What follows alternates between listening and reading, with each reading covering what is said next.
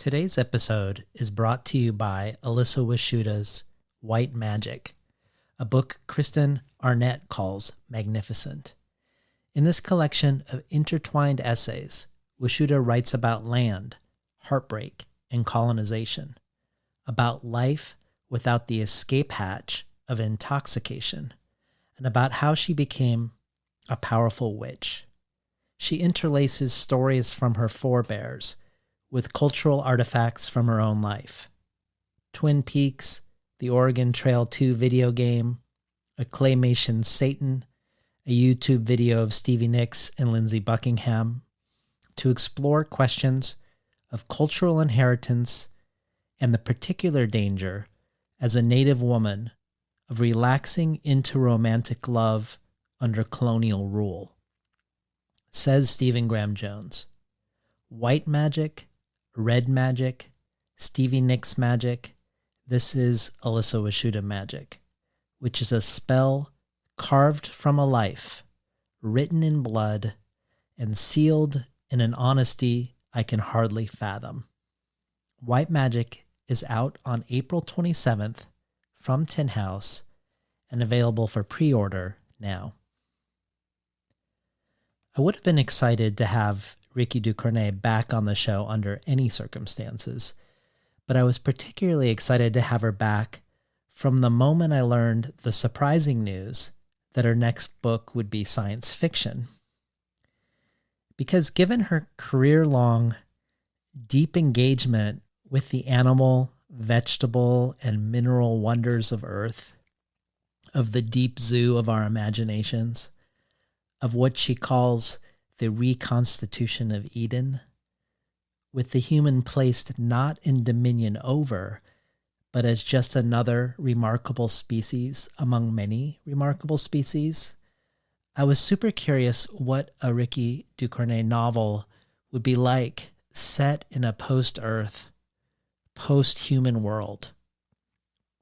What would it be like to follow Rikki out into space? What of what we know of her work would go with her? What would be new and newly discovered?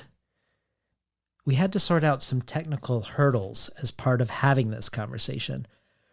Hurdles whose only real evidence in what you'll hear is that the best place for Rikki to record ended up being a room that has some reverb, some echo. It is something you'll quickly get used to and forget. But perhaps this is fitting nonetheless, that we should imagine us talking to Rikki from her space capsule, way out beyond Earth's gravitational pull, farther out in our galaxy than we ourselves have ever imagined, calling us to follow the surprise of what she herself has dreamed into existence. For the bonus audio archive, Rikki reads two of her poems, a short poem called Bees Are the Overseers, and a long poem called White Quetzal, from Orlando to Nice. We don't talk about her long career as a painter and illustrator in this conversation, but she's also offered multiple signed reproductions of her work that illustrated a 1983 book of Jorge Luis Borges's, and there are still some of these available. So to find out how to subscribe to the bonus audio, or how to get yourself a Rikki Ducornet print, or about any of the many other possible benefits of reimagining yourself from a listener to a listener supporter, head over to patreon.com/betweenthecovers and check it all out. And now, for my conversation with Rikki Ducornet.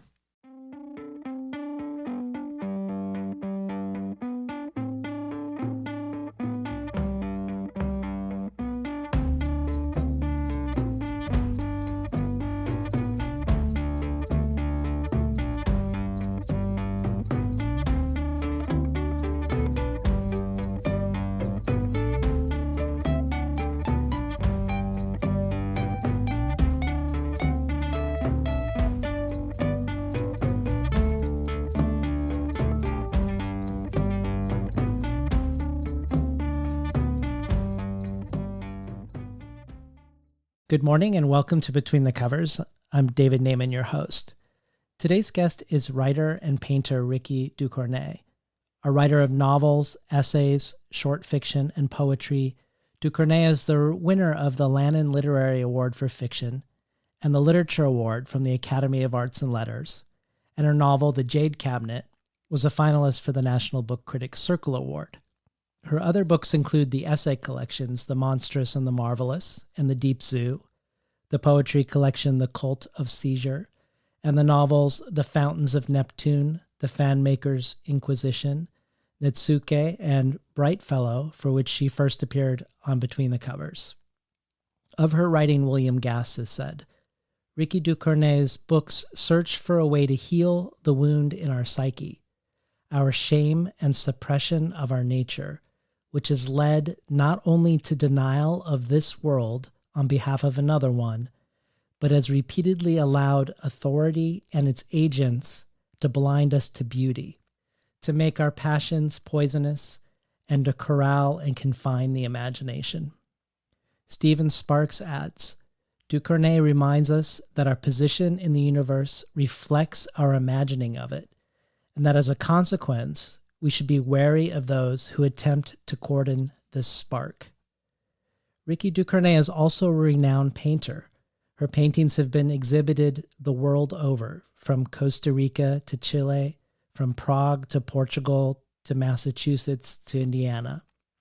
Her art has also illustrated the writings of Robert Coover, Jorge Luis Borges, Kate Bernheimer, China Miéville, Anne Waldman, and Forrest Gander, among many others. Rikki returns to Between the Covers today to talk about her latest novel and her first foray into science fiction entitled Trafik, out now from Coffee House Press. Publishers Weekly says of Trafik, Ducornet dazzles with this whirlwind jaunt through a far future universe, told in jargon-studded prose that turns gonzo science into gleeful lyricism. Brian Evanson adds, surrealism meets space opera in Trafik, Rikki Ducornet's startlingly original look at a post-human and non-human pairing wandering through space while obsessed with the scattered fragments of a world they never knew. At once funny and absurd, Trafik peers at our own time through the lens of the future to reveal what we should regret losing and what would be better gone. Finally, Kirkus in its starred review calls Trafik a surrealist science fiction tour de force, a winsome space picaresque in which surreality piles upon surreality as the ill-matched soulmates navigate the unknown universe in their search for identity, belonging, and the sensual pleasures of the flesh, even if that flesh is actually a machine. A longtime master of the extraordinary sentence, Ducornet has outdone herself here, blending sci-fi's penchant for invented jargon with her own queer linguistic egalitarianism, in which all adjectives describe all nouns in a primordial soup of possibility.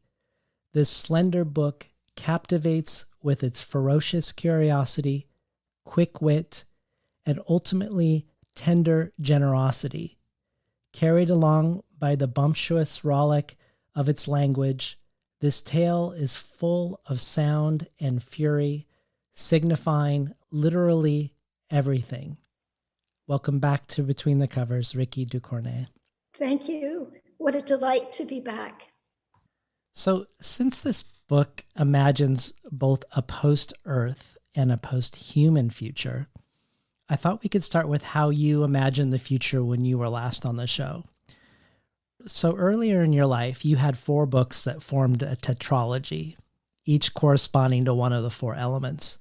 And when you came on the show for Bright Fellow, I mentioned that I'd seen somewhere that you had considered it part of a loose trilogy, one that started with Netsuke, then followed by Bright Fellow, the book we talked about, and then to be finished with a future imagined book.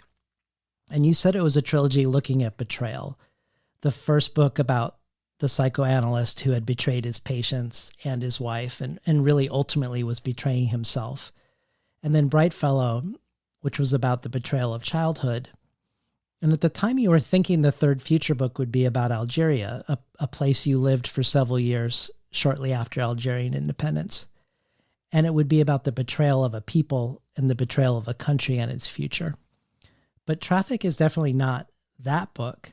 But I wondered if, nevertheless, if you see Trafik in its own way connected to Bright Fellow and Nitsuke as the third piece of a series on betrayal, or is it something else entirely? And if it's the latter, how did it seize you and take you in a different direction? Oh gosh, you're wonderful at this. That's such a great question. It's something else entirely. It pounced. And the other book is still there. It's the only book that has not wanted me to finish it. I don't really understand why. I know why I stopped. I know why at a certain moment I had to leave it behind. I was doing a lot of investigation into the Algerian War, which was, as wars are, incredibly bloody. There was more napalm used by the French at the border between Algeria and Tunisia than we used in Vietnam. There was genocide and torture. So I was doing all this research, which was necessary. And suddenly Abu Ghraib hit and those photographs. And the kind of mysterious remove, a certain distance that I was able to manage that was allowing me to do all this research and research not unlike research I had done in the past. Suddenly I lost my muscle. Suddenly I felt so deeply devastated by the reality that I found myself stopped in my tracks. I still hope at some point perhaps to get back to that book, but something has shifted, and I think perhaps in part a deep sadness over all of our losses, and this looking to the future in this way, even though I have I have big concerns about it, and a really complex relationship, I think, with the way I see us going. Still, it allowed for a kind of energy and a kind of imagining that I found very salutary, that somehow the sadness that I was feeling and the anger as well it was suddenly possible to transform that into another kind of energy, or at least extend it out into places where I could be funny, and I could experiment with ways of looking and thinking that were new, so that I was entering into really a novel experience. Yeah. Julio Cortázar's From the Observatory is a book that appears by name throughout Trafik as a cherished book. And I was going to ask you about it later on, but as we were talking back and forth, you had suggested reading a bit from it near the beginning of our conversation, because in many ways, the idea for Trafik comes out of this book for you. So could you talk about the relationship between the two books a little bit, and then read us a brief section from the ghost book for Trafik? I would love to. I think in the first place, something about the opening lines of the book really triggered my imagination. There was something about its nature, the rhythms and the language. I think something overall too about his marvelous way of bringing together the migration of sea eels and an exploration of the cosmos as perceived in India, in Jaipur, in this observatory, 18th century observatory. He took pictures as well. And that conjunction of events within the book somehow released all this energy. And then I found myself wanting to return back. I had no idea that the book would be such an important book in my book, and that there would be this thread all the way through. But there it was. Could we hear a little bit? So what I'll do is just, read these opening lines. This hour that can arrive sometimes outside of all hours, a hole in the net of time, this way of being between, not above or behind, but between, this orifice hour to which we gain access in the lee of other hours, of the immeasurable life with its hours ahead and on the side, its time for each thing, its things at the precise time. And we'll have you do a reading later on that will sort of echo back against what you just read for us within your own book. But in reading Trafik, I thought of 3 moments in our last conversation that I wanted to bring up. One where you were talking about the collapse of the populations of wild creatures on the planet. You mentioned the difference walking along Boulder Creek decades ago when there were flocks of innumerable birds, and more recently at the time when you were there and you just saw a bird here or there, and about our shared DNA with non-human creatures and the existential loneliness of losing these other companions on the planet. The second thing I remember was you mentioning in passing a scientist who was figuring out how we were going to colonize Mars when we could no longer live here anymore. And you said that the scientist envisioned bringing other creatures with us and how we would do so. And just that notional gesture that he would want to even consider bringing others along, non-humans along, helped you sleep at night. The third is a passage that we engaged with from your essay collection, The Deep Zoo, that wondered if we would finally accept or even rejoice in the other and otherness, if that otherness was something we ourselves had made.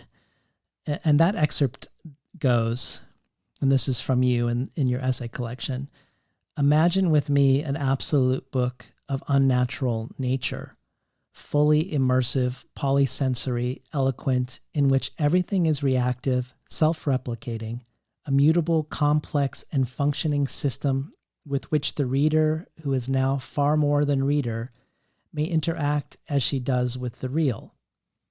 Will such an artifice allow us to be more fully alive, more fully human? Will we be less fearful of the palpable dissimulations of our imaginations than we are of the real itself?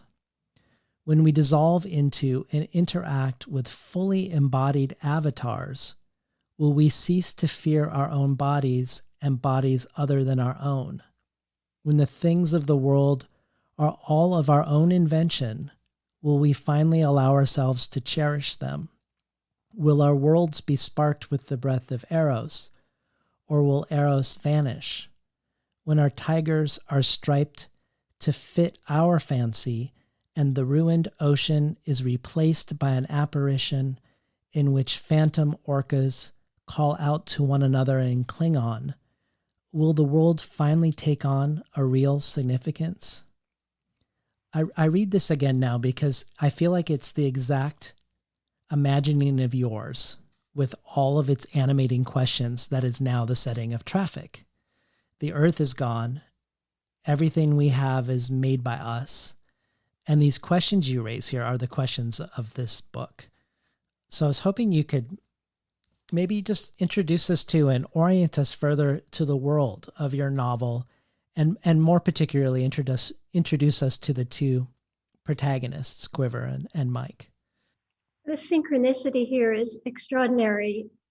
I wish I had known this would happen, because yesterday my son sent me a little video of some children, 3 children, in some sort of a theme park, sitting on what looked like a bank of ice, looking out on the sea.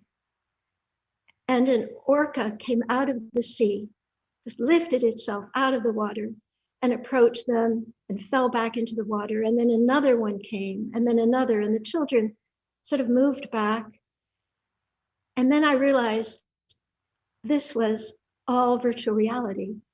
And at some point, the three orcas just plowed the water, creating all these waves. And one of them came out and approached again, as I recall, and this little boy who was the most fearless reached out to touch him. And then he went away, and then a polar bear showed up. And the children were frightened and they were enchanted. And again, it was a little boy who dared reach out. And then some penguins showed up on this bank of false ice and did their thing, sort of danced around the children. And it was stunning, and it was fascinating, and it was also heartbreaking, because there we were. I mean, here we are. This is exactly what is happening. So astonishing that you should actually bring that particular moment up. But indeed, I mean, I believe your question was, the connections here with Trafik.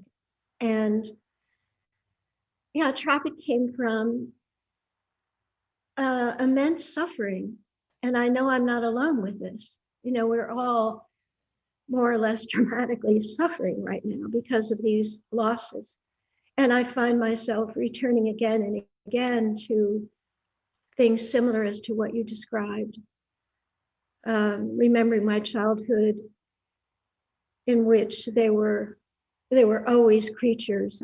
I grew up on Bard College campus, this very small, wonderful, intimate place then. It's still wonderful, but we were an intimate community. It was very tribal, very close to the woods along the Hudson River.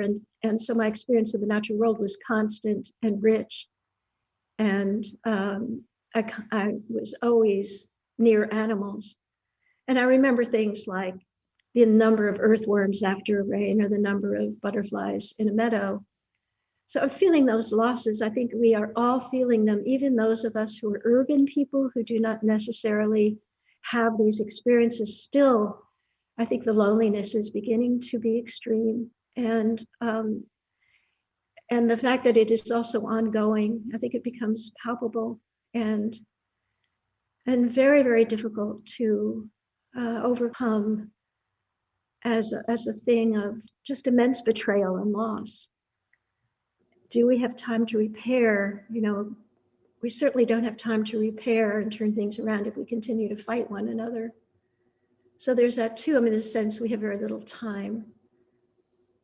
So indeed, the book was informed by a deep sadness and anger, but also an ongoing interest in science and interest in space and the extraordinary possibilities ahead. I mean, that's one of the, hearing you describe the book versus the experience of reading the book, which is a book that feels, as you say, there's a lot of humor. It's also full of a lot of joy and curiosity. And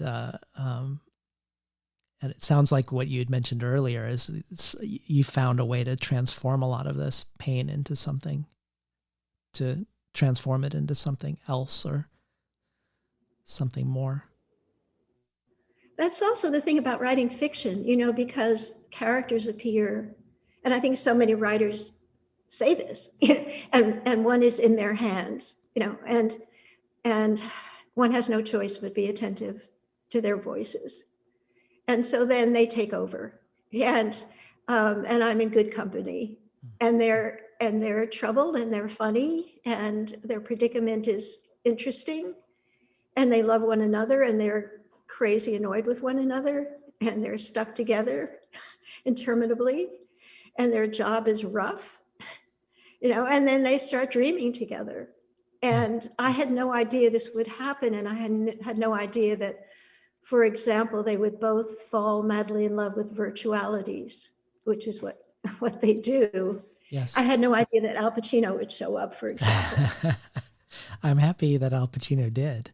I mean, what's really interesting about our two protagonists, Quiver and Mike, is, for me, one of the real intriguing things is the blurring of the human and the non-human. because Quiver, the human, is mainly human, other than the small detail that she was not gestated in a womb, but rather in a hanging envelope, that her umbilical cord is attached to a vitamin sac. And because of the circumstances of her life, a life that's existed post-Earth, she's never experienced a breeze or eaten chocolate mousse, among many other things. She exercises in a virtual place, a virtual woods. That is her main exposure to nature. And also it's the place of her desire, a mysterious redhead she keeps seeing there. So the only real thing for her is really paradoxically her dreams, which her robot companion, Mike, scans. But Mike, in contrast, the non-human robot who was designed to keep Quiver from going insane, a robot wired to both solve complex problems and also to philosophize, he's obsessed with the history of humans on Earth. He loves the 1950s. He loves pressure cookers and Studebakers and cinema in Japan, and he is completely crushed out on Al Pacino. And what's interesting about this pairing also is that memory and history are not held in the human protagonist in her mind or body, but in Mike and the avatars within the virtual world. And part of why I wanted to bring this up is because there are some uncanny connections between some of the questions animating Trafik and the questions animating my last guest, Jory Graham's most recent books, even as your books couldn't be less similar otherwise. But one of the things Jory's work and yours are engaging with is this question of post-humanity, which was a topic I didn't get to touch on in my conversation with Jory, but which I want to sort of draw forward into our conversation. So I'm going to read something that Jory said in an interview with Sarah Howe in 2017, which could just as easily been about her new book, but could be about any of her most recent books, and see what it sparks in you, if anything, and if you think what she says relates in some way to Quiver and Mike. So this is from Jory Graham. Feeling connected to the past, for example, is a large way one feels human. So being post-historical and being post-human and post-nature are interconnected. The hatred and destruction of childhood or innocence is an essential subject. For those who see a cyborg world ahead, doing away with wonder is just as important as doing away with empathy. The human is hard to eradicate, but I must assume it can be done. The sensation of deep past is very different from the sensation of personal past. It goes back to singular versus communal being. Communal memory is a strong force with ethical power to bind us to our humanity.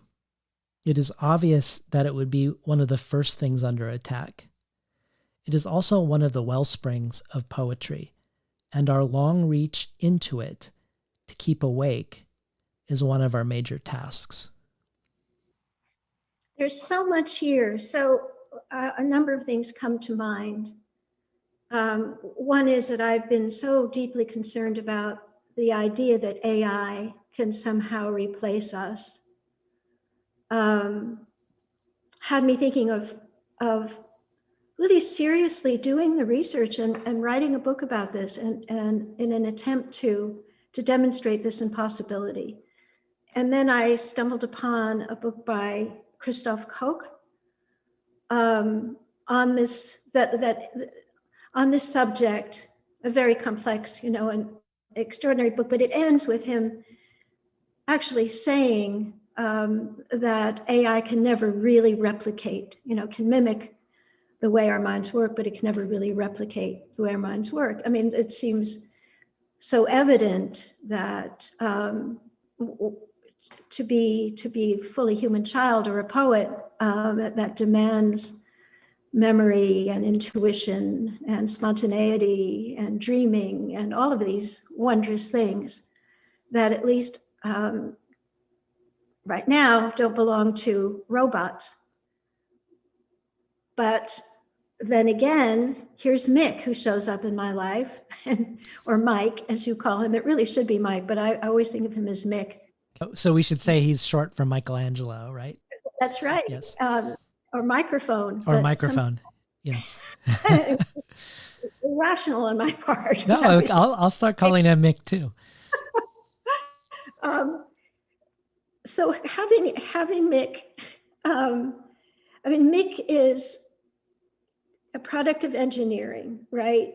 And yet there is perhaps a possibility that one could somehow manage, I suppose, I'm not a scientist or a mathematician, and this is way out of my realm, but find ways not to mimic the natural world, but manage somehow to recreate that there would be this marriage between mathematics and biology that would make for this possibility. And then everything shifts dramatically. Then, of course, we have all these ethical problems that we have to deal with. And we already deal so poorly with ethical problems. Yeah. And I'm touched that she mentions childhood, because we've had a tendency to ignore the child in our culture, unless the child is buying things or to have things bought for, as you know. It's devastating what has happened to our culture. And the idea that yes, that AI could replace a novelist. Well, why not? In a way, one thing I've said recently to people in a workshop was embrace AI, because AI will write the books you think you have to write, but do not have to write, and probably should not write. This frees your imagination. Then you're on the adventure. You're not thinking about, where this belongs on the shelf. And so think of it as a liberating force. If AI is writing the books and the symphonies and all else, well, then we're on our own to really enter into a place of deep thinking and dreaming and imagining, and let them handle the marketplace. Yeah.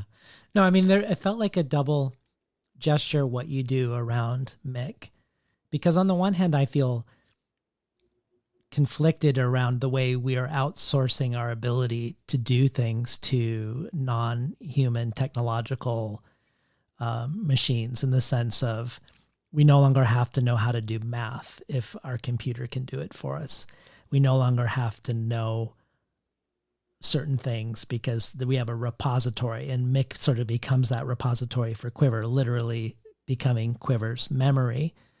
But on the other hand, you make this gesture of giving Mick so many qualities of consciousness, also feels like the gesture that's lacking in what we don't do to other creatures that are alive, in the sense that, like, I'm thinking of, for instance, say like Kafka, when he looks at the eye of a fish and he can't see its quote unquote humanity, but nevertheless decides to become a vegetarian. And I'm not saying vegetarianism, I'm not even talking about vegetarianism, but acknowledging the agency and the intelligence and the consciousness of creatures that we can't see ourselves in. Seems like something that you're doing with Mick as a robot, as a gesture that also is something that we could do for the quote unquote dead-eyed fish.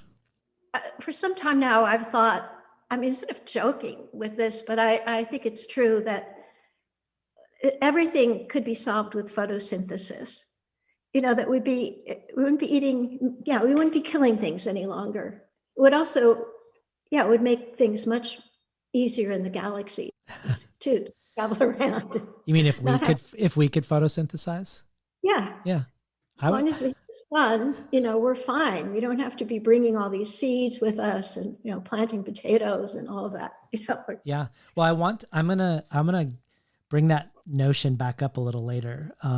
Because I do want to talk about the Garden of Eden, which was the place where we could live without shame and without harming anything and be fed. But before we do, I kind of want to play the devil's advocate around I want to propose some questions that I suspect are impossible questions. and just hear your thoughts on them nevertheless. Because you like Jory, throughout your work, speak in defense of something precious in childhood that should be preserved. And you believe the creative imagination is our way out of the mess we've made of things.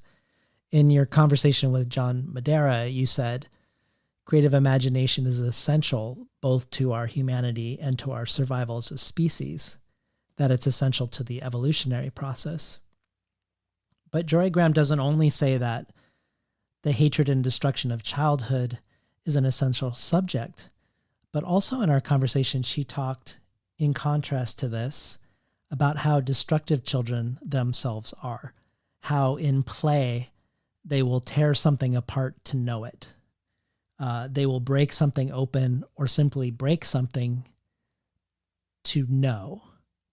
And I also wonder if likewise, if our imaginations are both essential and yet also the central source of our current problem of disembodiment at the same time, of us sort of imagining ourselves into a world that is just imaginings. And I don't know if you have any thoughts on these what seem like paradoxes to me. I'm thinking of children who are so different from culture to culture as well. And that thinking of the Yanomami peoples in the Amazon, who I studied years ago, and their, I think, profoundly ingrained sense of the sacred and the sacredness of not just the world around them and the things in the world around them, but their own children, and how wonderful within the Yano of around 50 people, the relationships would be with everyone there, every adult considering every child as someone within the family. And I suppose that was probably true to a great extent because it was a small tribe of people. And what struck me too was the sweetness with which people interacted, the elders with the little ones and the little ones with the natural world. And so I think what she may also be describing is the child who perhaps she has been not simply curious, but perhaps harmed in such a way, or made to feel that things can be broken, and then you have a whole world, a broken world, and suddenly the science that world is creating is a science of the Museum of Compared Anatomy in Paris, which I loathe and adore simultaneously, which is filled with the objects that have been mutilated by an unthinking science, and a science without thoughtfulness and without any understanding of ecological systems and their complexities. And so you have the penis of an elephant in slices like a sausage in a jar. I mean, things like that, a crucified ape. And it's a fascinating place, and it's a heartbreaking place because the damage is simply so apparent. I'm not sure, that we are wired to break things. I think we're more wired to wonder. And I do think that something within our culture it just keeps breaking our hearts, and denying the wonder. And it's very interesting to me that science collides there as well. I mean, you have the scientists who are telling us everything is interconnected, and if we're going to understand our world and every single thing within it, we have to understand the relationships that exist. They're far-reaching and they're essential. Otherwise, we do not understand. We take the pygmy man out of his realm and put him on display. At the World's Fair, we know nothing about him. but we live among his people and learn their language and celebrate life with them and all of that. Well, then we begin to have maybe an understanding of who they are, and then we find ourselves within them. Could we hear the chapter between? Yes. That is also, it's in relationship to the section you read of the Cortázar at the beginning. With pleasure. Between. How often, Quiver thinks, how often have I been without access to safety? How terrible it is, and yet how familiar to be forever on the verge of falling. And would it have been any different had I gestated in a womb and not in an envelope suspended in a darkened room, rocked by the breathing of a fume vap, the whispers of apprentices moving among us in their blues like ghosts? Sometimes I wonder if my excursions into space are not simply an excuse for leaping off a cliff. How often have I been between planets, between worlds, between galaxies without footing, relentlessly alone, without promise of release, trapped in the web of unknowing, the unending memory of loss? Snailed, mixed word, in her hammock, Quiver attempts to become as fluid as water. She has read that if she becomes water, she will stop feeling thirsty. But where has Quiver read this, living as she has from the start in worlds without books? And what is this she holds against her heart, this person, Quiver, who still manages somehow to be a person, although so much has been stolen right out from under her? As you have likely guessed, it is a book she holds, a beautiful book. Its cover a gray jade, its title printed in lavender. A book by Julio Cortázar, who wrote, "Terrible things can happen to us," who wrote, "The revolution is a sea of wheat." A book that is a transgression, a book that had survived the scouring and, having passed from hand to hand, reached her lover. On the verge of being disappeared, her lover had managed to assure that Quiver could find it. She had proposed a time and a place for them to meet in one of the moon's many hallways. Quiver recalls how an icy chill had moved through her, how the hall was empty, its air nearly exhausted. She thinks she will always be in this hallway, its blind doors and filthy windows of bubbled glass. She searches for signs. She comes upon the book hidden beneath a bench. With a single gesture, takes it up, slips it beneath her shirt, sits down as if fatigued, looks at her feet, stretches and yawns, and returns to her room. Time passes, and then she finds the courage to open the book. Although the text is brief, never has she seen anything so extensive. Alone in the deep silence, she takes the first page between her fingers, gently turning it over. She begins to read. This way of being between, not above or behind, but between, this orifice hour. We've been listening to Rikki Ducornet read from Trafik. So when we talked about Bright Fellow, I was also reading your essay collection, The Deep Zoo, at the same time, and I used it as a way into the novel when we talked. This time while reading Trafik, I read your earlier collection of essays, The Monstrous and the Marvelous. And in that essay collection, there's a declaration that seems like an Ars Poetica for you. You say, "All my books investigate the end of Eden and the possibility of its reconstitution." And it's true that we see the promise of Eden and our fall from it across a lot of your work. In The Complete Butcher's Tales, you describe the fall with these sentences. A mature albino ape, its heart pierced by an arrow, falls from a tropical tree.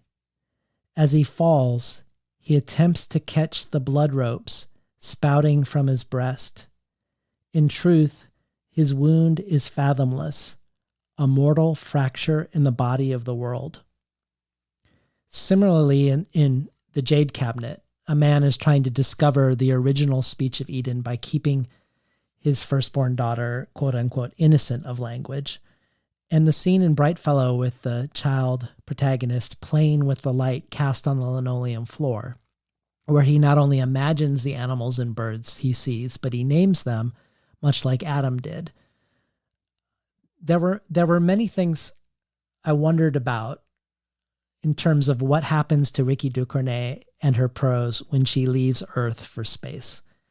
But the thing I wondered most about as you left Earth for the first time in your career was, if we abandon Earth, if Earth is no longer inhabitable or doesn't exist, does this question of the reconstitution of Eden come to an end, or does it continue? And it seems like Trafik answers it, at least obliquely, as we do encounter a glass snake and a glass apple.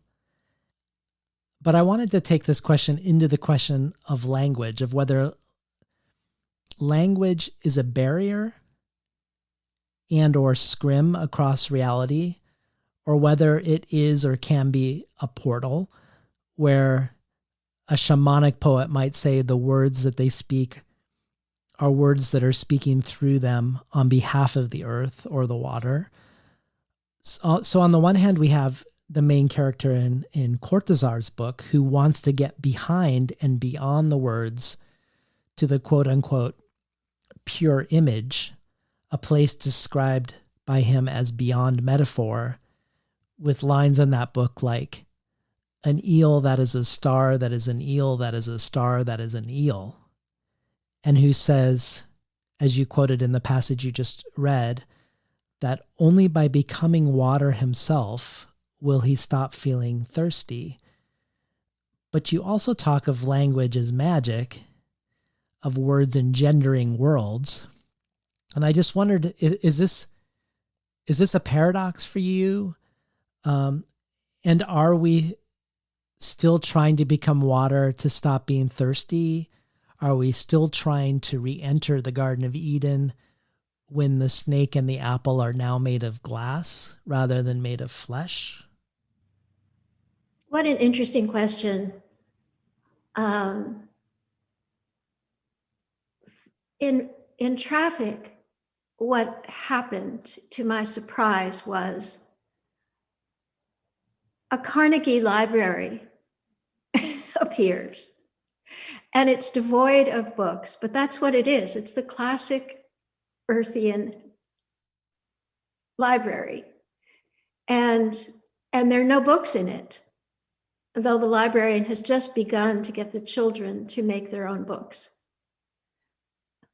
But it's empty, but for these other ways of communicating. And so there's some craftspeople who have come up with these kind of speaking forms that really are not books, but that do communicate information under particular circumstances. But that's all that is there. One of the things that has fascinated me about a language again and again, I mean, I do return to these things over and over, hopefully in new ways. I'm always searching them.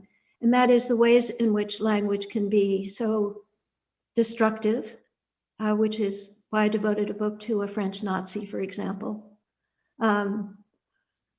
Or language can be the portal to visionary experience. And what happened to me unexpectedly with Trafik was at the beginning, thinking about all that we're losing and the loneliness therein.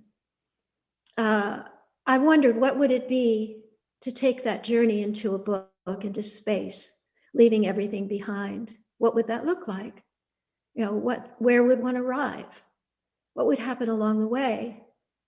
It's just extraordinarily naive, because there is, without Earth and references to Earth, there is nothing. There is no way to travel and go anywhere. You know, we have to somehow bring that with us. And so that's where the book took me. But it was language. I don't know, something happened to the language. And for me, it always does. I mean, the language takes over. Characters take over, their voices take over. and all else around that inevitably is served by language because I'm writing a book, takes over, and things just begin to sing. And then I know I'm in good hands, even if I haven't a clue as to where this is going. I mean, I had not a clue that from the observatory would be so important to the entire book, that I'd be dreaming with Cortázar the entire time and in conversation with him somehow. And I had no idea I'd land up in the suburbs. It was a total surprise. And yet it made perfect sense to me, because the suburbs is such a place of importance for so many people on our planet. I mean, the dream is, the green suburb with its lawns and the home. And these are two beings longing for home and longing for love, and they're going to find it. And I had no idea it was the language that just picked me up by the scruff of the neck, as it has wont to do, and dropped me there. And I was so surprised. I was so surprised when Quiver is exploring this place, and there are all these students from intergalactic universities, it's like, what's the name of that place in Mexico where everybody shows up, Mazatlan. It's like Mazatlan. What is happening here? This is just like Mazatlan. But yeah, then it made perfect sense, or that there would be this crazy public park where intergalactic erotic exercises are taking place of all kinds, in all manner. Yeah, no, that I loved. I mean, the picaresque description in one of the blurbs that I read at the beginning, I think is really true. That sense of that, the joy of the encounter in this book is really delightful. David, thank you. Well, I wanted to. So you'd said we can't, in a way, we can't leave home without home. In a way, that's part of what seems to be happening as they do leave home. When I was a teenager, my dad took me to see Carl Sagan speak about humans traveling to Mars. And for those who don't know who Carl Sagan is now, which I'm guessing is a lot of people, he was the Neil deGrasse Tyson of my childhood, and he started and hosted Cosmos and was known for his phrase that opened the show, billions and billions of stars, and the way that he said it. And his talk was structured as a response to those who said, why would we want to spend billions and billions of dollars on this when we have so many problems on Earth? And his argument, in my long distant memory, which, for all I know wasn't his argument, since this is decades ago now, but in my memory, was that it was this act of imagining together as a species, that it was out in space where we could collaborate and aspire and dream together and come together as a planet. At the time, to my young self, that seemed like a beautiful and exciting dream. But I wonder now if the presumption that everything is going to be different outside the atmosphere is just a way to pretend our problems away. Because nothing that we've done in space so far has been different from the space trash problem. We've created an orbit, which is becoming dire, to much of our exploration being an extension of a given nation's nationalism and national identity, or a projection of military and economic power. And it seems right to me that both Quiver and Mick have been grown, essentially, for the extractive purpose of trace mineral reconnaissance. This is my long way of wanting to talk about the body and our attempts to escape the body, much like we aren't talking about our current hunger for trace minerals, because we have a current hunger for trace minerals for our cell phones and our laptops, and more for our electric cars and our wind turbines. We're not talking about how that's connected causally to the pandemic and elevated pandemic risk overall. We are also pretending that all of this virtual technology doesn't have a body, that these cordless things, cordless phones and other cordless devices magically make things happen in the ether, that we haven't actually laid giant cables across the bottom of the ocean, that we aren't sinking servers into the ocean to keep them from overheating, that cryptocurrencies like Bitcoin, which are talked about as if they're virtual, according to a recent study in Nature, the amount of electricity and hardware demands they have alone with current growth estimates could push the planet above 2 degrees of warming on its own, just cryptocurrencies. Or that we pretend that there aren't innumerable humans, children as young as 7 years old, mining these minerals under the threat of violence and intimidation. But we are tied to all these things. We all have cords. Even these cordless things have cords. And Quiver, whose cord goes into a vitamin sack, has a cord. You've written extensively about our hostility to our bodies. And I just wondered if you linked that also to this desire to leave the planet as an extension of the desire to leave the body, or maybe to pretend that we don't have a body. I really want to get into that. I just want to say, though, quickly ahead of time, that one of the things that is happening is all the things that we are investigating to enable our lives on Mars, say all the things that we could do to bring an atmosphere to Mars and grow the things we need and so on. All of these things that are happening are also going to enable, if we survive, if we survive the next couple of, tens of years, these things will enable us to transform our planet back to Earth. Transform Earth back to Earth. Transform Earth back to Earth. Yeah, that's so fascinating. So we're learning how to do that, and that is very interesting. Yeah. And we're also every astronaut who's been in orbit around our planet, and it's amazing how well these people appear to get along with one another. I mean, they all talk about how precious the planet is, and as seen from space, and how precious the relationships and how precious humanity and so on. And another thing I wanted to say, because I've been poking around in all this stuff, came upon a book recently. Architects and city planners and so forth have been brought in to propose projects for Mars. And they're all kinds, and you have the one that's absolutely intolerable, which looks like a bunch of igloos, with a tiny little peephole to look out, and you go mad. I mean, it would be like a story by Brian Evanson, in no time flat, you'd be howling in misery, Yes. But then there are people who show up with these ideas. One of them is a spiral, looks kind of like a shell. Apparently, this is also one way of dealing with the problems of radiation, but now they're also developing a glass which deals with that problem. And at the interior of the spiral was gorgeous, and you'd wake up in the morning on top and walk down the spiral staircase, which I absolutely adored, into this large room. And there were other rooms, of course, but the main room was downstairs with this amazing view out at the Martian landscape, which is quite extraordinary. There are places that are really kind of amazingly interesting, and others that actually look very close to Earth, But in another book, I came upon all these people have been asked for city planning. And again, they were the plans that were terrifying. They were the plans that, interestingly, did not have movie theaters or libraries, but would have a sports arena.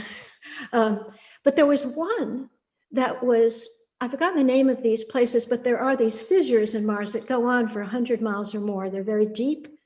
And that, and inside they're quite wide. And so it looks like that you're in a kind of mountain world. And so what was imagined was that this entire space would be covered with this glass so that there would be sunlight without the danger of radiation. And someone came up with an idea that looked like Italy. And why not? With cobbled streets and these wonderful buildings up in what looked like, the mountain cliffs, and charming places to eat outside. And shared kitchens, but also a lot of, a lot of food that would be available for the entire community. But if you wanted to cook, you could do that. Well, I just want to interject just a random thing that I learned this last couple of weeks, because apparently the rocks that they're discovering on Mars have a very similar composition to the rocks in the southwest of France in the Dordogne, where my wife is from. And so they're naming them all after these really small towns, including the town where my wife Lucy grew up. So she could really go home. She could go to Mars and she could hang out in the rocks named after her hometown. That is so fabulous. By the way, NASA has this site up. It's a friend of mine who created this thing, Erica Blumenfeld. She's brilliant. She's an artist, photographer, and passionately interested in science, and started working for NASA because of her interest in moon rocks and all rocks, actually. Yeah. So to Astro Materials, you find her site where you can not only look at rocks from Mars that have fallen to Earth in the form of meteorites, but also moon rocks. And you can choose the rocks that you want to look at, and you can see them in 3 dimensions, and you can turn them around, and you can look inside and see what they look like inside. So Astro Materials from NASA, and the project was started by Erica Blumenfeld. It's a wondrous thing. Yeah. Well, I don't know if I derailed the first part of your answer or not, but I'm going to return to the other part of the question. And I'm going to ask it in a slightly different way, but sort of the same question. And the question being around if you feel like there's a connection between the leaving of the planet and our desire to disembody ourselves from the body. Because there's an interview that you did with Alexander Lawrence for Phosphor in Dreamland. And you say something that reminded me both of Ross Gay talking about how we are all entangled with each other, and the acknowledgement that we are all going to die being the portal to joy and connection both. And also to Jory Graham, who sees collectivity found counterintuitively through our bodies and the sensorial rather than the psychological. And in this interview with Alexander Lawrence, you said, in order to love the other, the stranger, the mysterious aspects of the world, in order to be a free being, an autonomous, fearless, and imaginary being, in order to embrace and protect the natural world, and to create for oneself and for others the space in which transformation and creation are always possible, one must love the body, the mutable, the fragile, the mortal body. I still believe that. I think that's our problem, is that we left Tantra behind us long ago and have gotten into all these ideologies that have been misunderstandings, I think, of what the sacred is all about, that really despise the body and fear the body, perhaps because it is fragile and because it is finite. But it's destroying us with this fear of our own body and the dismissal of the others, the bodies of the others, is fear of the other. I mean, I often wonder if our fear of the other's body is a fear of the unknown, so the fear of death. This unfamiliar human being is as unfamiliar as our own demise or something. But whatever it is, it's irrational and it's destroying us. And again, I don't know how we can persist as a species if we continue to hate our own bodies and bodies of the other and natural bodies. I mean, it's absurd. If we are going to continue as a species, and let's imagine come up with ways of living on another planet, will we only bring animals that we eat? What a horrible notion that would be. Or do we actually bring animals that don't have a use, a quote unquote use? Yeah. And without, because we still don't understand that it is all useful. It is all useful. Well, and also thinking about the way we always find it interesting and compelling to center ourselves as the problem solvers. Like there are people who are trying to design these things that will suck carbon out of the atmosphere, that are these tall, narrow devices that look suspiciously like tree trunks. But you could just have trees and allow the trees to actually exist on their own term, not in tree farms, but in complicated ecosystems. But we're really into funding this notional tree rather than cohabitating with the actual tree, it seems to me.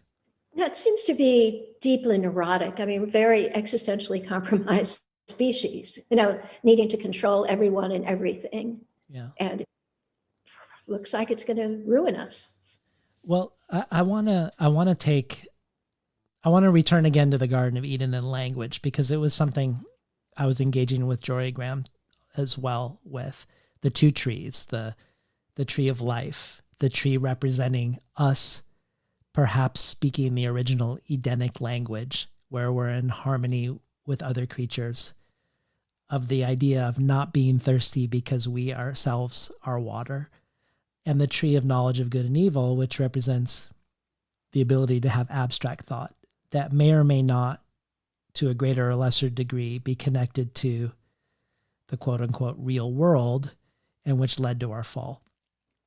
With Jory and now you, I just want to bring up briefly Martin Buber, not because either of you are directly naming him in your work, though you do overtly engage with Kabbalistic ideas in your essays and mystical practices in your book, but because his goal also is the reconstitution of Eden, but doing so somehow mysteriously while retaining the things that make us human since eating from the tree of representation. So those things don't get denied, but perhaps they get tethered again to the embodied, to the incarnate, to the beingness not only of ourselves, but to the encounter of the beingness of other beings, even and especially ones we can't understand or comprehend or reduce to something knowable. I just wondered if that sounded like a kindred enterprise to you, if you're familiar with his writings, and if this notion of returning to the garden isn't returning to the way we were before, but it's returning with the things that have changed us. I think the problem is we need to return to what all that we might have been before Yahweh showed up and messed everything up. Yeah. I mean, the garden was paradise. And I'm with the Gnostics, with this idea that the first emanation of the Christ was a snake saying, by all means, eat of the tree of knowledge, the tree of knowing. That if they had been left alone, it was a marvelous place. Yeah. Brimming with the erotic. Yes. And Jehovah hadn't shown up. Yeah, what a different world that would be. I mean, he's, these angry, reductive, nasty. Yeah. Well, after my conversation with Jory, in anticipation of ours, I sort of boobered out a little bit for my own curiosity. And I was listening to some lectures by a Martin Buber scholar about his encounters with Heidegger post-war in the 1960s. And you quite often have these protagonists in your work that are brilliant fallen figures, the way that I conceive of Heidegger, someone admired and with great influence in the academy, who was at the same time totally fine with the removal of Jews and other quote unquote degenerate or unclean influences from German society, culturally and economic life of Germany. Unsurprisingly, after the war, he was courting Martin Buber's favor as part of the reclamation of his name. But when talking to other people, he either pretended he didn't know Buber or didn't know anything beyond his name.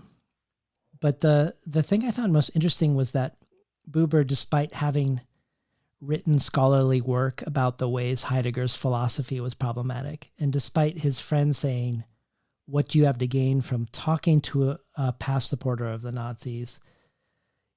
Buber considered the questions Heidegger raised as important ones to engage with, and was willing to meet and engage with Heidegger about them in person.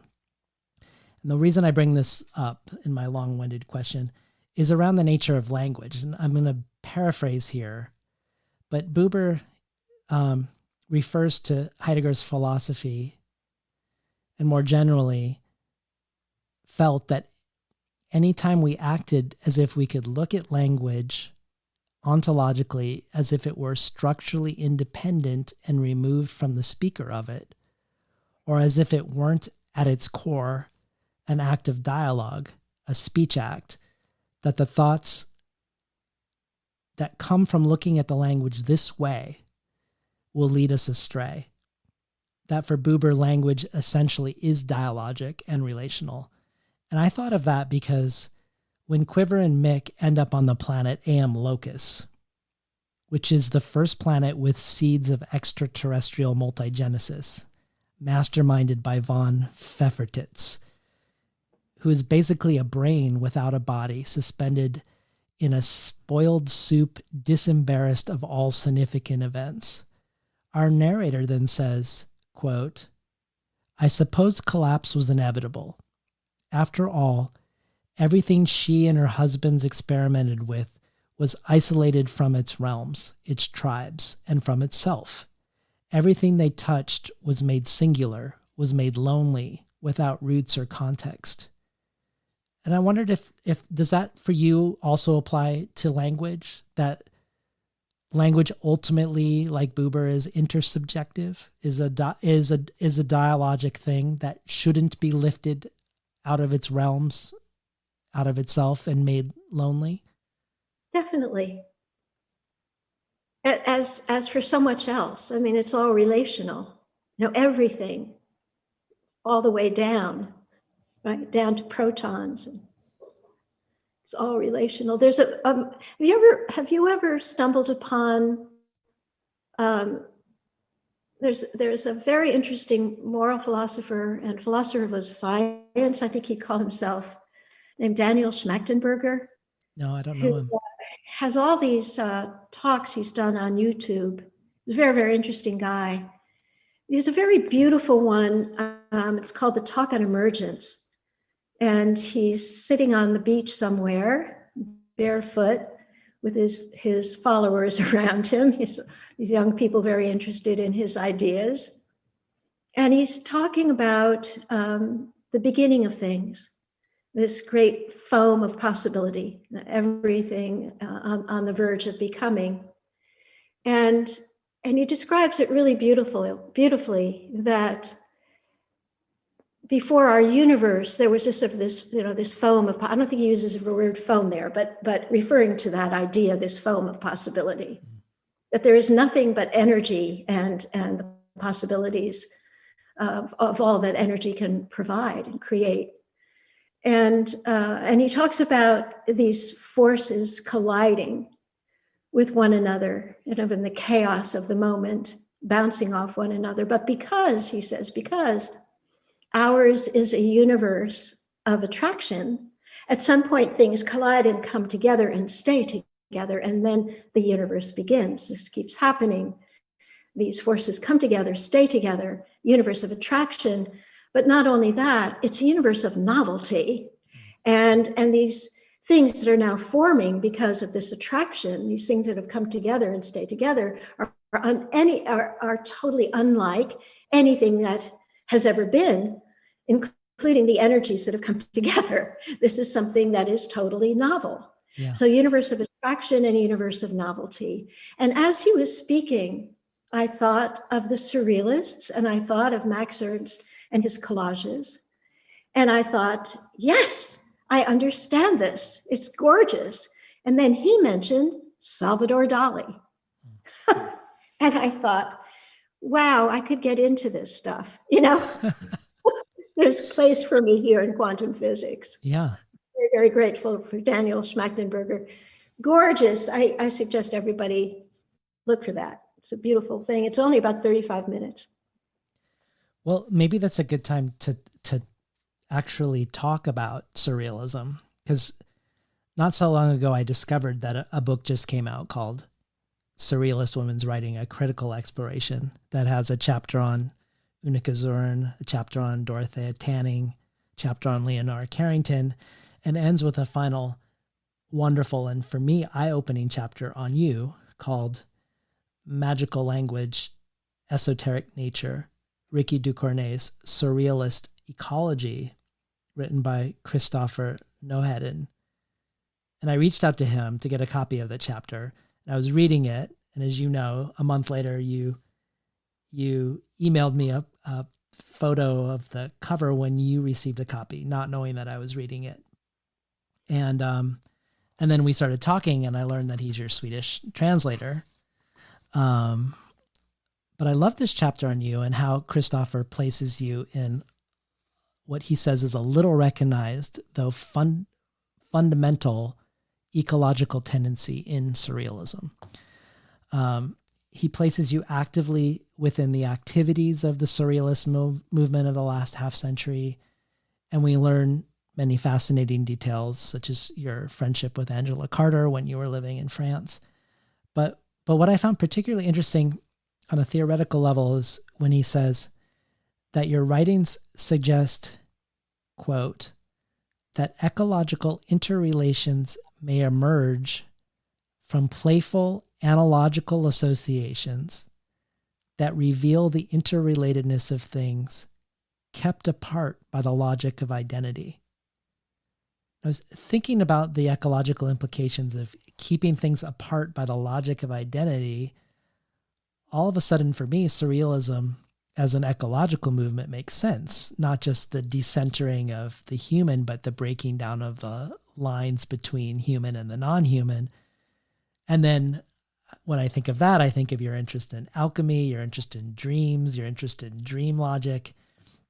And Christopher goes on to say, many of the resulting writings, as well as her drawings and paintings of flowers, roots, and seeds metamorphosing and breaking out of botanical categorization, call up a surrealist ecology, equally attentive to the material world and to the ways in which dream and imagination may uncover new dimensions of the mineral, vegetable, and animal kingdoms.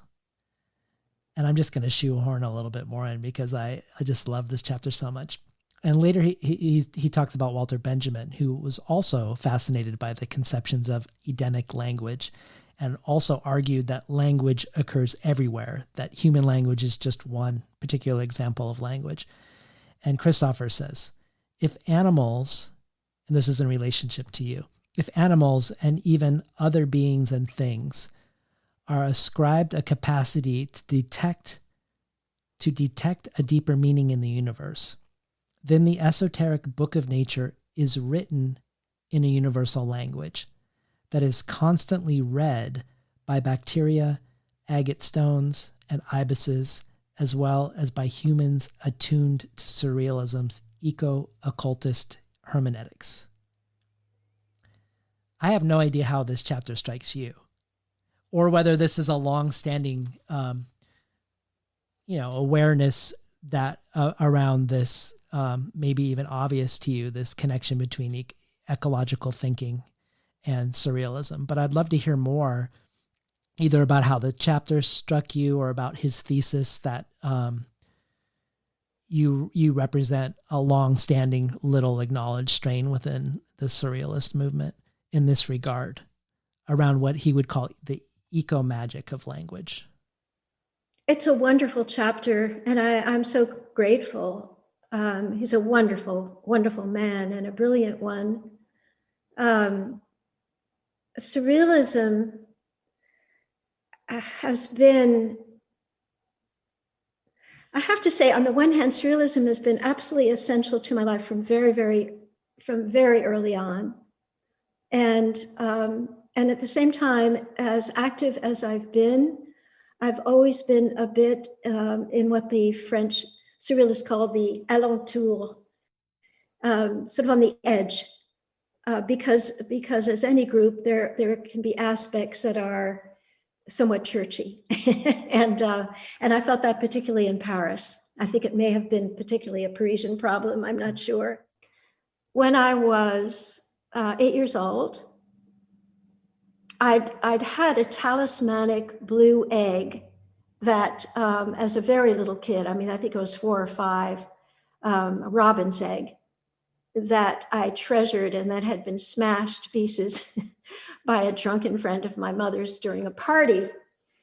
And that was an enormous trauma for me. Maybe trauma is too big a word, but it really, I use the word trauma because it really affected my relationship with my mother thereafter, because she had brought this into the living room so people could see how cute it was. But also her response when I said, "Where's my egg?" And she said, "Well, I showed it to this friend who smashed it between his hands. That's what happened to it." I realized that how clueless she was to things that really mattered, like robin's eggs. Anyway, so this talismanic thing had vanished from my life. First time I walked into the library, my father moved to the campus, Bard College campus, and we were 2 minutes from the library. And I walked over with him. I was 8 years old, and there was a spiral staircase leading up to the second story stacks. And he said to me, "You'll find all kinds of books up there that will interest you. So go up to the second story." So I went up the spiral staircase. It's like a fairy tale. I hit a glass bridge, a bridge made of green glass. And in order to reach the stacks, I had to cross this bridge of green glass, which took a lot of courage because I could see the first floor of the library beneath me, and it looked like it was underwater. When I stepped off the bridge, I immediately saw a book with a blue spine, exactly the color of a robin's egg. And it's the first time I took a book from the library, any library.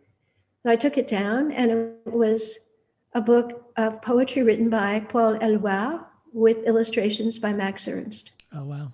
Illustrated by Ernst collages. Yeah. Yeah. And Max Ernst, is always obsessed with birds ever since infancy. He was obsessed with the birds that he saw and the artificial mahogany of his bed. I think it was probably, the foot of the bed. Could have been a cabinet in his room. Nobody really knows. But there was this false mahogany that in which he saw all kinds of magical pictures. And the bird, these sort of mysterious birdmen were part of it. And that would haunt his entire life. And what happened was that my relationship with the forest animals and with the birds and wildlife I was seeing almost every day shifted in some way to be influenced or illuminated by those poems and those collages of Max Ernst. And I never looked at the world the same after that. It felt like an extraordinary gift of companionship and understanding. And also, I think, opened the doors to infinite possibilities. That this is what the imagination, I wouldn't have said it this way, but this is what the imagination can do. And this is what it's for. I love that. It does seem imbued with magic. Yeah. Yeah. Will you tell another childhood tale in both of your essay collections about when you're reading a picture book about the alphabet, and you open to B is for bee, like bumblebee, and at the same time you're stung by a real bee, and that fusion of the bee and the letter B, which in the Hebrew Bible is also the first letter of creation of Genesis, seems to give us a glimpse of a way back to Eden. And I love this description from The Monstrous and the Marvelous, where you say, "I like to imagine that Adam's tongue, his palate and his lips were always on fire, that the air he breathed was kindled to incandescence each time he cried out in sorrow or delight. If fiction can be said to have a function, it is to release that primary fury of which language, even now, is miraculously capable from the dry mud of daily use, so that furred, spotted, and striped, it may, as it did in Eden, scrawl under every tree as a revelation. It feels like this alternate vision of naming that you both experience and you tell us in both of these essay collections. Not the naming and classification of dominion over, or of the cabinet of curiosities of classification that you return to a lot in your stories, but a naming more like fire or lightning, or like you're being punctured by a stinger as you at the same time acquire a gnostic knowledge of what a letter means. So I wanted to take that childhood story and just, you always have these very strange names for your characters in every book. But I wanted us to talk about these two protagonists. If you could talk more about Quiver and Mick as names. I have no idea. It just, there was Mick and there was Quiver. And it was only in the book later on when I realized that she would be quivering with all her own existential anxieties and her loneliness and her longing for love, and that Mick, of course, because of microphone. And I think he likes to say that it's Michelangelo, but there is a little microphone image on his bottom part. Yes. So, I mean, so much of what happens is mysterious to me. And, and those are simple names. But while I was writing that book, I mean, there was so much happening with language that was just fun. And it felt a bit like rapping. And some of it had to do with the fact that I read as much as I can in science magazine. Actually, now I'm getting the science, the reduced version, because there's so much in the regular edition of Science that I can't comprehend. And the same with Nature. I mean, Nature is so wonderful. These magazines are wonderful. And, and for a long time, I read as much as I can, as best as I can. So I have a kind of sense of the vocabulary, even though the vocabulary is often absolutely incomprehensible to me. And so I found writing it, that was part of what was happening too, is that a kind of response to the vocabulary that was taking over on its own, and has so much to do with the rhythms, just the way the sounds happen together. There's this collision of words and they spark, they're sounds that are for some reason funny. Von Pfeffertitz actually is a name that my father came up with, which I've always adored, and which I've used on occasion, once with some extremely pompous people, really pompous people who were saying that, and I'm sure this was true nonetheless, that the mathematics that they were doing, nobody could understand except for two other people in the universe. And they got into art history, and somehow we got into Michelangelo. And I said, I don't know, I was feeling playful. And I said, actually, von Pfeffertitz would disagree. And what he said, and I forgot what I said he said. And they both said, oh, yes, we'd forgotten von Pfeffertitz. Of course they did. Von Pfeffertitz had to show up, Yeah. But that too, it's a very mysterious process. I've mentioned this recently elsewhere. It's been a kind of companion thing recently for some reason. I know Robert Coover. I haven't seen him for some time now, but we're very close friends. And he once said, the writing is about singing.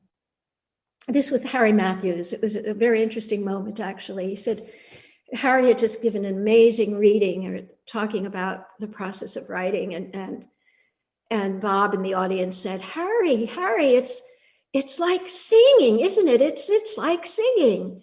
And Harry said, yes, Bob, it's like singing. It's such a glorious moment. And it is. So much of it is music. Yeah, no. And I mean, of course, there's going to be things that get carried into the names that maybe weren't intentional, or you went with the music of the words, but I was thinking about both quiver as being something very, to me, it felt very animalistic to me, like that quiver was a human animal, but also I was thinking of arrows, and I was thinking of, I mean, both arrows in terms of love, but there's this line as I was looking at the Cortázar, thanks to you, there's a line in the Cortázar where the protagonist is urged to, quote, interrogate the sky like someone plunging his face into an anthill with methodical fury. And I loved that. And it just made me think of you being stung by the bee while learning the letter B, and this arrow. If language needs to pierce us, it has to pierce our bodies. I know I'm probably taking this. I'm sure you're not sitting there writing this note down and then going, okay, that's why I'm going to name her Quiver. Or that she was born in an envelope, which made me think she's made of words at the same time. Even though an envelope, I also imagined like a cocoon hanging from the ceiling. But that's what's so lovely too, because I think all of that makes perfect sense. And I think so much of it is intuitive, and so much of it is there. I mean, it is a mysterious process that it's been percolating there for some time, which is also why a book can pounce, because actually a lot of the writing has been happening already, and maybe a lot of it in dream time, which you don't even remember. But I have such a deep relationship to my dreams, and dreams have been so essential to my writing, that my guess is that is part of the process, that I begin the workday and these things are just ready to pounce because they've been sort of bubbling. Do you have a dream practice? I used to, and it's coming back now. I used to. I mean, I do write the important dreams down. Actually had a dream about the pandemic, which was, and the word showed up, pandemic showed up some months before. Just is so interesting. But there was a period when I was writing at the beginning, because my first book was triggered by a dream. I think I've talked to you about that. And I was counting on my dreams to help me navigate the mysteries of each book as they appeared. And so I did develop a kind of lucid dreaming where I would ask questions and get answers in the form of a dream. And sometimes it would be very cryptic, but always useful. There's something about the way that you acknowledge the dual possibilities of language, but at the same time foreground it as a magical thing, a means of connection of us and other creatures that I find really intoxicating as a reader. Like, I want to have that experience with language, or increase my experiences of that with language. Because on the one hand, you have these characters throughout your work who are doing the opposite, like this von Pfeffertitz, who isolates things from their realms and makes everything singular and lonely. That's a very common character in your work. You call it alchemy in reverse in The Monstrous and the Marvelous. And you have this interesting quote in that book, that when colonizer, scientists, explorers ordered the natural world in an ideal display in these cabinets of curiosity, they, quote, betray a rupture at the heart of things, a chronic blindness, an incapacity to read not only the new world's body, but its metaphysical books of days and dreams and prophecies, as if God gave man a second chance at Eden, and he could not dwell there, but only sell there. And it feels like it's not a coincidence that in Netsuke with the deceptive psychoanalyst, he split his life into two cabinets, and that you call them cabinets. And the one is like Eros is separated and unintegrated and hidden from everything that he's doing in his daily life. Whereas the way you're foregrounding language and the spark of Eros animating everything is the exact opposite. So the last question I had about what happens when you bring yourself into space as a writer was the question of, will the spark of Eros be there? Will it follow us into the book of unnatural nature? And what's so great about reading this book, and that's why I want you to read again now, is how buoyant and vibrant and electric and alive the prose is. You've taken this vocabulary of machines and this vocabulary of physics and of technology, and it feels like it's coursed through with the erotic. Like when Mick's frustulator sheds a silver trickle of electromagnetic gravy. So this is my preamble to have you read some more prose. Okay.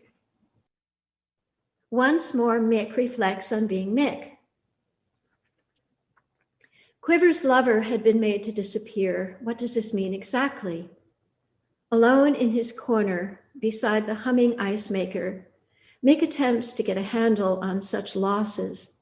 As in her hammock, Quiver deeply sleeps. He thinks if he were more instinctive, he might understand Quiver better. Pensive, he considers his own detained erotic life, bewildered as always by his place in the physical world, a man of tin, as unforgettably he had once been called to his face, a man born of an abstraction, contrived, schematized, then printed in parts. Yet he is, to use Quiver's word, a thing of brute matter, an embodied abstraction of human thought, a complex whole, gifted with a context and an identity. If he is not human, still he is human in so many ways. See how I suffer, he thinks. Is this not human, this suffering? And was Quiv's fascination for the virtual redhead any different from his own fascination with Al Pacino and his marvelous realms, his talismanic gizmos, his toaster, his blender? And if Al's faucets and the bellhop's buttons caused his central circuitry to spark, was this his fault? Had he not been programmed to receive, retain, and respond to the erratic, mutable, irresistible weather of human affectivity? Is he not, when gazing at Al's incomparable face, uplifted? Do not faces, toasters, brass buttons give off light? Is he not, as are so many creatures, polyamorous? He thinks that if there is a word that describes him, he is not alone in the ways he lives. For the first time in a very long while, he recalls his first encounter with a terrestrial music called the blues.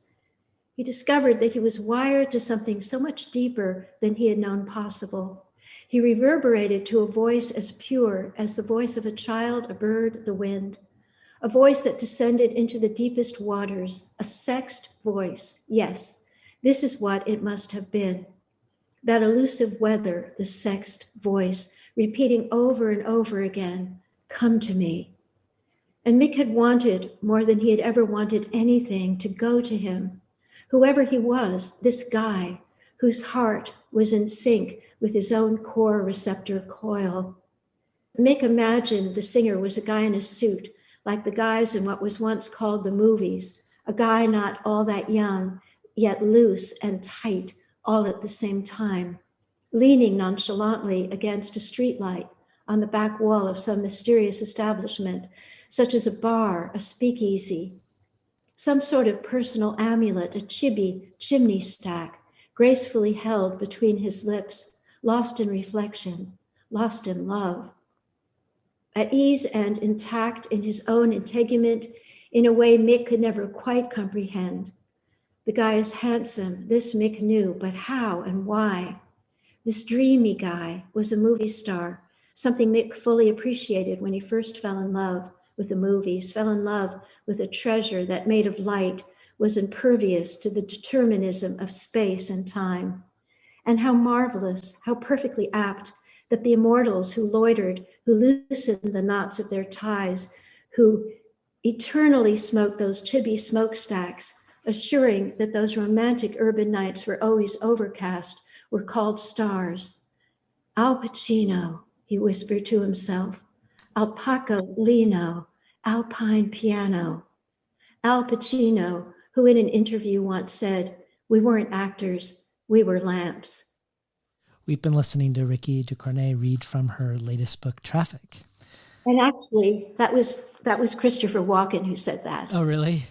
That's when, Mick's Swift wheel, it's a computer, right? So it makes mistakes. So every time that Al talks, it's Christopher Walken, except when at the end I have Christopher Walken talking, and that's me.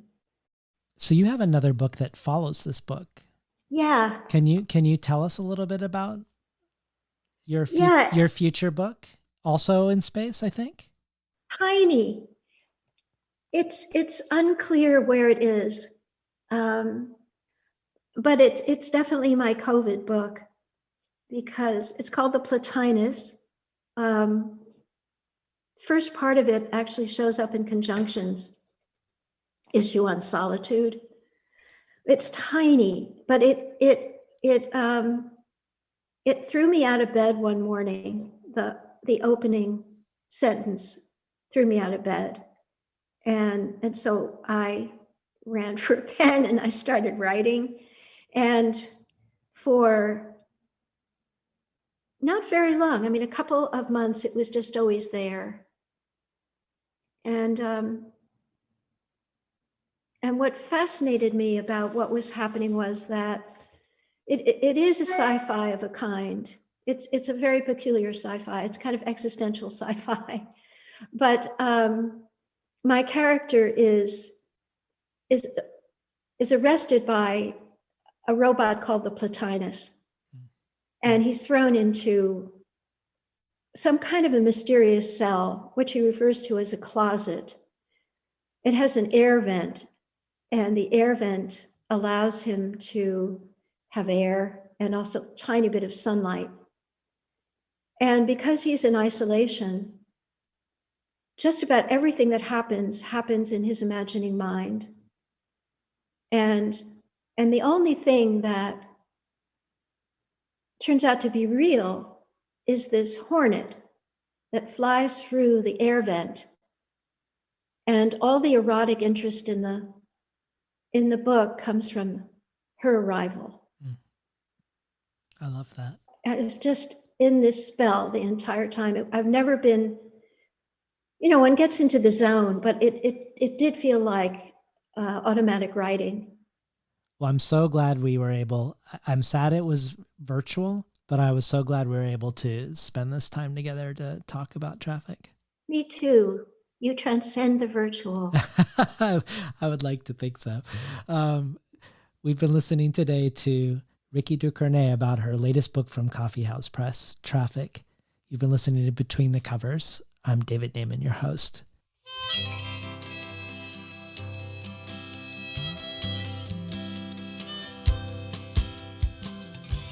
Today's program was recorded at the volunteer-powered, non-commercial, listener-sponsored, full-strength makeshift home office of me, David Naiman. You can find more of Rikki's work at rikkiducornet.com. Rikki adds 2 poems, Bees Are the Overseers, and White Quetzal, to the bonus audio archive. These join bonus work from Ted Chiang, Forrest Gander, Ross Gay, Jory Graham, Alice Oswald, N.K. Jemisin, C.A. Conrad, and many others. To find out how to subscribe to the bonus audio, or about the rare collectibles available from Rikki Ducornet herself, from Nikki Finney, from Ursula K. Le Guin, among many other potential benefits of becoming a listener supporter. Head over to patreon.com/betweenthecovers to see what's available. Or, if you prefer a one-time donation, you can do so via PayPal at tinhouse.com/support. I'd like to thank the Tin House team, Elizabeth DeMeo and Elisa Ogie in the book division, Jacob Valla in the art department, Yashwina Cantor in publicity, and Lance Cleland, the director of the summer and winter Tin House Writers Workshops. Finally, I'd like to thank Imre Lodbrog and Barbara Browning for creating the outro. Their album Imre Lodbrog, A Sapatita Me, can be found on iTunes, and Barbara Browning's trove of ukulele covers can be found at soundcloud.com/Barbara Browning.